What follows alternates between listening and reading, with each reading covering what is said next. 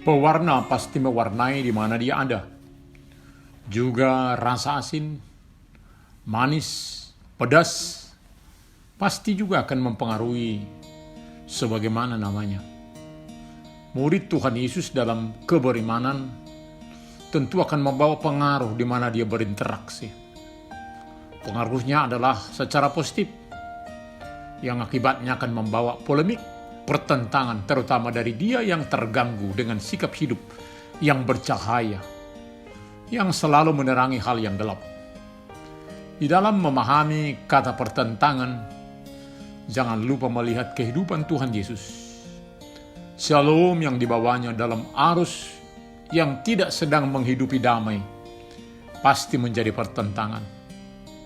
Ada suatu perkampungan dinamakan Huta Damai atau Kampung Damai, tempat tinggal dari mereka yang menghadapi pertentangan sampai diusir dari komunitasnya sebab mengikut Tuhan Yesus. Tidak membawa damai, tetapi gersang untuk damai yang sebenarnya. Selamat hari Minggu ke-9 setelah Trinitatis Bapak Ibu anak-anak kami. Biarlah kita tetap disegarkan oleh firman Tuhan pada minggu ini. Immanuel. Mari kita berdoa. Damai sejahtera Allah yang melampaui segala akal akan memelihara hati dan pikiranmu dalam Kristus Yesus. Amin. Firman Tuhan di hari Minggu ini tertulis dalam Lukas 12 ayat 49 sampai 53. Aku datang untuk melemparkan api ke bumi dan betapakah aku harapkan api itu tetap menyala. Aku harus menerima baptisan dan betapakah susahnya hatiku sebelum hal itu berlangsung. Kamu menyangka bahwa aku datang untuk membawa damai di atas bumi? Bukan. Kataku kepadamu, bukan damai, melainkan pertentangan. Karena mulai dari sekarang akan ada pertentangan antara 5 orang dalam satu rumah. 3 melawan 2 dan 2 melawan 3. Mereka akan saling bertentangan. Ayah melawan anaknya laki-laki dan anak laki-lakinya melawan ayahnya. Ibu melawan anaknya perempuan dan anak perempuan melawan ibunya. Ibu mertua melawan menantunya perempuan dan menantu perempuan melawan ibu mertuanya. Sangat indah mengikuti Yesus secara total.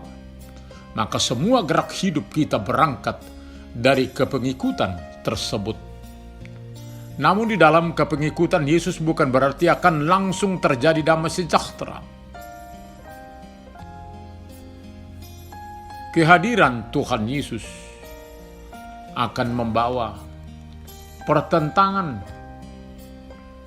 Sebab tidak semua setuju saat ada yang menyerahkan seluruh hidup kepada Tuhan Yesus. Justru ada yang menyakiti, malah menganiaya. Maka terjadilah perselisihan di antara keluarga saat ada keluarga yang tentu menyakiti orang yang mengikuti Yesus. Tuhan Yesus berkata, aku datang untuk melemparkan api ke bumi. Dan betapakah aku harapkan api itu telah menyala.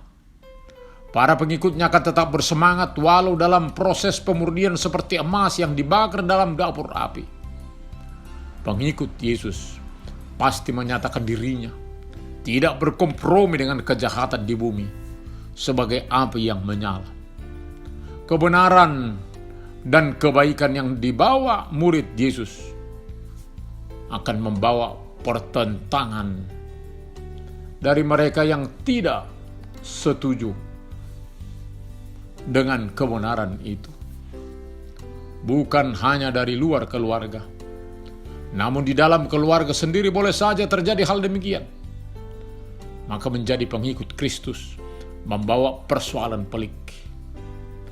Bagaimanakah api yang sudah didatangkan bagi kita? Apakah masih menyala dalam diri kita? Nyala itu akan nampak di dalam semangat kita hidup menghidupi firman Tuhan yang pasti membawa pengaruh dalam kehidupan.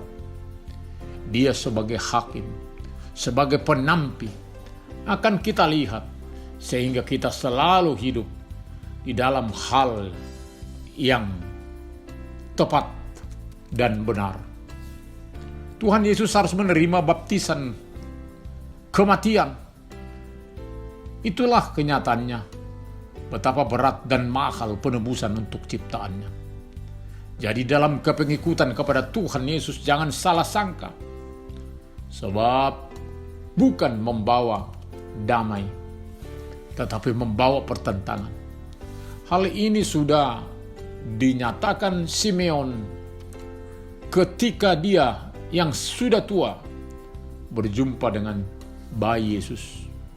Jadi keberimanan jangan kita pikirkan membawa ketenangan, keamanan.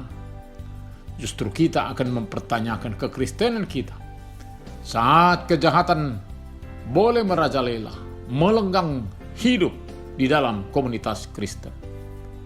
Karena mulai dari sekarang, artinya sudah sedang mulai, akan ada pertentangan antara 5 orang dalam satu keluarga, 3 melawan 2 dan 2 melawan 3. Mereka akan saling bertentangan, ayah melawan anaknya laki-laki dan anak laki-laki melawan ayahnya.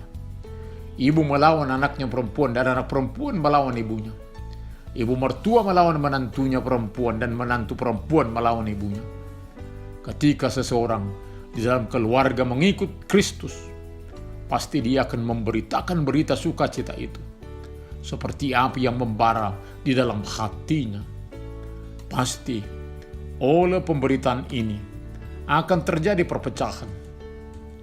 Mungkin penolakan dari keluarga yang masih belum percaya dengan Tuhan Yesus. Kepengikutan total kepada Tuhan Yesus akan nyata dalam sikap hidup. Seperti api yang menyala di dalam hati dan pikiran yang selalu mendorong hal-hal yang Tuhan suka. Mari tetap hidup di dalam nyala api dari Tuhan yang akan membawa pengaruh di mana kita hidup. Amin. Kita berdoa. Terima kasih Bapa untuk firman-Mu. Biarlah kami tetap setia menjadi pengikut Yesus dan hidup sebagaimana Tuhan yang telah ajarkan. Biarlah api itu tetap menyala dalam hati kami, sehingga kami selalu bersemangat memberitakan firman Tuhan, hidup di dalam firman Tuhan. Kebersamaan dengan Tuhan Yesus akan menjadi kekuatan bagi kami menjalani hidup. Terima kasih Bapa. Hanya dalam nama Tuhan Yesus kami berdoa. Amin.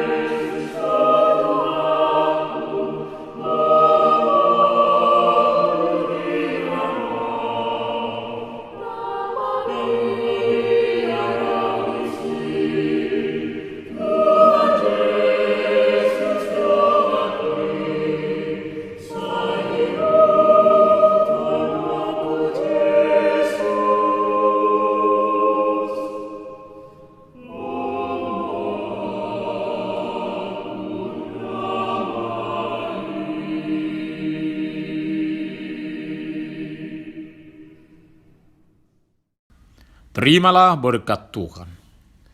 Tuhan memberkati engkau dan melindungi engkau. Tuhan menyinari wajahnya kepada engkau dan memberi engkau kasih karunia.